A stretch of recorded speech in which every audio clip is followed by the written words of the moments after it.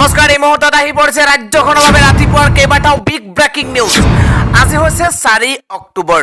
অসমৰ লগতে ভাৰতৰ বিভিন্ন প্ৰান্তৰ পৰা এনে ধৰণৰ খবৰসমূহ নিতৌ চাবৰ কাৰণে চেনেলটো ছাবস্ক্ৰাইব কৰি ভিডিঅ'টোত এটা লাইক কৰি দিব। এই মুহূৰ্তত জনাই আছো এটা গুৰুত্বপূৰ্ণ খবৰ। এইবাৰ দুৰ্গা পূজাক লৈ আহি গৈছে নতুন এছঅপি। এইবাৰ নতুন এছঅপি জাৰি কৰা হৈছে দুৰ্গা পূজাত। দুৰ্গা পূজাক লৈ আহি গৈছে নতুন এছঅপি। কেইবাটাও নতুন নিৰ্দেশনা এইবাৰ জাৰি কৰিছে চৰকাৰে। এইবাৰৰ দুৰ্গা পূজাত এইকেইটা নিয়ম নামানিলে যাব লাগিব জেললৈ। এই মুহূৰ্তত জনাই আছো এটা ডাঙৰ খবৰ। কেইবাটাও নীতি নিৰ্দেশনা মানিহে আয়োজন কৰিব পাৰিব এইবাৰ দুৰ্গা পূজা। পদপথ বাইলেন বন্ধ কৰি পাতিব নোৱাৰিব এইবাৰ দুৰ্গা পূজা। পূজা কমিটিক স্পষ্টকৈ জনাই দিছে এইবাৰ আৰক্ষী প্ৰশাসনে। স্থানীয় থানাৰ অনুমতি থাকিব লাগিব পূজা কমিটিৰ হাতত। কেৱল ইয়াই নহয়, কোৱা হৈছে প্ৰতিখন পূজাত CCTV থাকিব লাগিব। ইয়াৰ পৰিৱৰ্তে কোৱা হৈছে APDCLৰ অনুমতি নোলোৱাকৈ আলোকসজ্জা কৰিব নোৱাৰিব। দুৰ্গা পূজা মানেইতো আলোকসজ্জা, সেয়া মনলৈ থাকে। কিন্তু এইবাৰ APDCLৰ অনুমতি নোলোৱাকৈ আলোকসজ্জা কৰিব নোৱাৰিব। প্লাষ্টিক সামগ্ৰীৰে নিৰ্মিত কৰা মূৰ্তি ব্যৱহাৰ কৰিব নোৱাৰিব এইবাৰৰ দুৰ্গা পূজাত। কেৱল ইয়াই নহয়, প্ৰতিমাৰ তলৰ ভাগত ব্যৱহাৰ কৰিব নোৱাৰিব থাৰ্মকল প্লাষ্টিক। পূজা মণ্ডপৰ জাবৰ নিষ্কাশনৰ ব্যৱস্থা থাকিব লাগিব। কমিটিৰ সভাপতি তথা সম্পাদকৰ নাম সকলোৱে দেখাকৈ ফলক লাগিব। ইয়াৰ পিছতে কোৱা হৈছে প্লাষ্টিকৰ উপাদান থকা মূৰ্তি ব্যৱহাৰ কৰিব নোৱাৰিব। নিজ ইচ্ছামতে পাতিব নোৱাৰিব সাংস্কৃতিক অনুষ্ঠান। এইবাৰৰ দুৰ্গা পূজাত এইকেইটা নিয়ম মানিব লাগিব। কেৱল ইয়াই নহয়, আৰু আছে সাংস্কৃতিক অনুষ্ঠানৰ বাবে লাগিব আৰক্ষীৰ আগতীয়া অনুমতি। নিশা 10 বজাৰ পিছত উচ্চ স্তৰত মাইক সাউণ্ড স্পিকাৰ বজাব নোৱাৰিব। নিয়ম ভংগ কৰিলে ভৰিব লাগিব 7,000 টকা পৰ্যন্ত জৰিমনা। এইবাৰ আৰক্ষী প্ৰশাসনে এই নিৰ্দেশনা জাৰি কৰিছে। এইকেইটা নিয়ম এইবাৰৰ দুৰ্গা পূজাত মানিব লাগিব, অন্যথা আপুনি 7,000 টকা পৰ্যন্ত জৰিমনা বিহিব লাগিব। দুৰ্গা পূজাক লৈ এইকেইটা নতুন এছঅপি জাৰি কৰিছে চৰকাৰে। আন এটা ব্ৰেকিং নিউজ হৈছে এইবাৰ পৰীক্ষাত গণ্ডগোল কৰিলেই জেল হ'ব, লগতে 10 কোটি টকা পৰ্যন্ত জৰিমনা। মেট্ৰিক পৰীক্ষাই হোক, হায়াৰ ছেকেণ্ডাৰী পৰীক্ষা হোক, অন্যান্য টেট পৰীক্ষাই হোক, যিকোনো ধৰণৰ পৰীক্ষাত সাধাৰণতে দেখিবলৈ পোৱা যায় যে প্ৰশ্নকাকত ভাইৰেল, লগতে প্ৰশ্নকাকত ফাদিল হোৱা, তাৰপিছতে নকল কৰা, বিভিন্ন ধৰণৰ লুকুৱাই অসৎ উপায় অৱলম্বন কৰা পৰিলক্ষিত হয়। কিন্তু এইবাৰ চৰকাৰ কঠোৰ হৈ পৰিছে। এইবাৰ পৰীক্ষাত গণ্ডগোল কৰিলেই হ'ব জেল, লগতে 10 কোটি টকাৰ জৰিমনা। চৰকাৰৰ সকলো পৰীক্ষাৰ বাবে অধিনিয়ম জাৰি কৰা হৈছে। পৰীক্ষাত অসৎ উপায় অৱলম্বন কৰিলেই ডাইৰেক্ট কাৰাদণ্ড দিয়া হ'ব, 10 কোটি টকা পৰ্যন্ত জৰিমনা হ'ব পাৰে। Matric, higher secondary, TET, APSC পৰীক্ষাৰ বাবে অধিক কঠোৰ হৈছে চৰকাৰ। প্ৰতি বছৰে দেখিবলৈ পোৱা যায় প্ৰশ্নকাকত ফাদিল হোৱা, পৰীক্ষাত অসৎ উপায় অৱলম্বন কৰা, নিৰীক্ষকসকলে বিভিন্ন ধৰণৰ সহায় কৰা, নকল যোগান ধৰা ইত্যাদি অসৎ কাম দেখিবলৈ পোৱা যায়।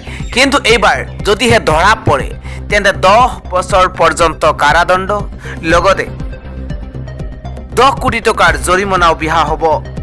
Matric, higher secondary, TET, APSC পৰীক্ষাৰ বাবে অধিক কঠোৰ হৈ পৰিছে চৰকাৰ। প্ৰশ্নকাকত ফাদিল কৰা লোক, ভুৱা পৰীক্ষাৰ্থীৰ বিৰুদ্ধে একশ্যন ল'ব চৰকাৰে। পৰীক্ষা কেন্দ্ৰত নকল যোগান ধৰাসকলকো একশ্যন ল'ব চৰকাৰে। জেল আৰু জৰিমনা বিহিব। পৰীক্ষাৰ্থীয়ে নকল কৰিলে নিৰীক্ষকৰ ওপৰতো ল'ব ব্যৱস্থা। 5 বছৰ পৰ্যন্ত জেল হ'ব পৰীক্ষাৰ্থী আৰু নিৰীক্ষকৰ। এজন ব্যক্তিৰ নামত আন এজনে পৰীক্ষা দিলে বিহা হ'ব কঠোৰতম শাস্তি। নিযুক্তি পৰীক্ষা, ৰাজ্য চৰকাৰৰ দ্বাৰা অনুমোদিত সকলো পৰীক্ষাৰ বাবে এই নিয়ম জাৰি কৰা হৈছে। চৰকাৰৰ সকলো পৰীক্ষাৰ বাবে অধিনিয়ম জাৰি কৰা হৈছে। আন এক ডাঙৰ খবৰ হৈছে এইবাৰ কংগ্ৰেছ নেতা তথা সাংসদ গৌৰৱ গগৈৰ সভাত এক উত্তপ্ত পৰিস্থিতিৰ সূচনা হৈছে। শিলচৰত সাংসদ গৌৰৱ গগৈৰ সভাত উত্তপ্ত পৰিস্থিতিৰ সৃষ্টি হৈছে। বিধায়ক কমলাক্ষ দে পুৰকায়স্থ আৰু জিলা সভাপতি অভিজিৎ পালৰ সমৰ্থকৰ মাজত সৃষ্টি হৈছে তীব্ৰ হতাহতি। দুই সমৰ্থক গোষ্ঠীৰ মাৰপিটত উত্তপ্ত শিলচৰ জিলা কংগ্ৰেছৰ কাৰ্যালয়। পৰিস্থিতি নিয়ন্ত্ৰণ কৰিব নোৱাৰি সভা ত্যাগ সাংসদজনৰ লগতে ৰাষ্ট্ৰীয় যুৱ কংগ্ৰেছৰ সভাপতি শ্ৰীনিবাস ভিভিৰ। শিলচৰত কংগ্ৰেছৰ যোগদান সভাতেই সংঘটিত হৈছে এনে অথন্থৰ। জিলা সভাপতি অভিজিৎ পালে সভাৰ মাজত কৰা এক বক্তব্যৰ বাবে সংঘটিত হৈছে এনেধৰণৰ ঘটনা। অভিজিৎ কংগ্ৰেছী সমৰ্থকক ৰুদ্ৰৰূপ বিৰাজ কৰে তীব্ৰ চাঞ্চল্যৰ। শিলচৰত সাংসদ গৌৰৱ গগৈ সভাত এনেদৰে এক উত্তপ্ত পৰিস্থিতি দেখিবলৈ পোৱা গৈছে। আন এক ডাঙৰ খবৰ হৈছে 107 গৰাকী সাংসদ বিধায়কৰ বিৰুদ্ধে আছে ঘৃণামূলক ভাষণৰ গোচৰ, অধিকাংশ বিজেপিৰ।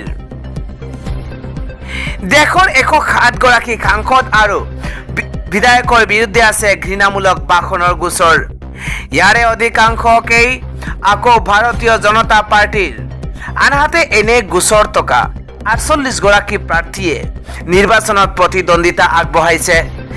দিল্লীৰ এছ'চিয়েশ্যন ফৰ ডেম'ক্ৰেটিক ৰিফৰ্ম আৰু নেশ্যনেল ইলেকশ্যন ৱাচৰ এক প্ৰতিবেদনত এই তথ্য পোহৰলৈ আহিছে। উল্লেখযোগ্য যে এই সংস্থা দুটাই মুঠ 4,768 গৰাকী প্ৰাৰ্থীৰ স্বঘোষিত শপতনামা বিশ্লেষণ কৰিছিল। এই বিশ্লেষণৰ পাছতে এই প্ৰতিবেদন প্ৰকাশ পাইছে।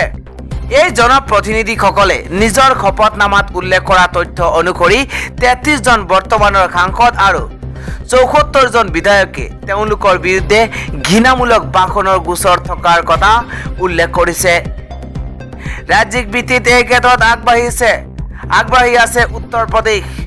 উত্তৰ প্ৰদেশৰ 7 জন সাংসদ আৰু 6 জন বিধায়কৰ বিৰুদ্ধে আছে ঘৃণামূলক ভাষণৰ গোচৰ ৰুজু আছে। দ্বিতীয় স্থানত আছে বিহাৰ। ৰাজ্যখনৰ 12 জন প্ৰাৰ্থীৰ বিৰুদ্ধে আছে ঘৃণামূলক ভাষণৰ গোচৰ। এই তালিকাৰ তৃতীয় স্থানত আছে তেলেংগানা আৰু তামিলনাডু। আনহাতে এই তালিকাৰ একেবাৰে তলত আছে কেৰালা। কেৰালাৰ মাত্ৰ এগৰাকী জনপ্ৰতিনিধিৰ বিৰুদ্ধে আছে এনে গোচৰ। দল হিচাপে চালে আকৌ এই তালিকাৰ প্ৰথম স্থানতে আছে বিজেপি। দলটোৰ মুঠ 42 গৰাকী বিধায়ক সাংসদৰ বিৰুদ্ধে আছে এনে গোচৰ।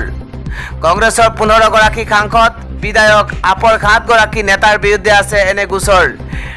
এইদৰে ডিএমকে সমাজবাদী পাৰ্টি আৰু YSR কংগ্ৰেছৰ 5 গৰাকী নেতাৰ বিৰুদ্ধে আছে ঘৃণামূলক ভাষণৰ গোচৰ।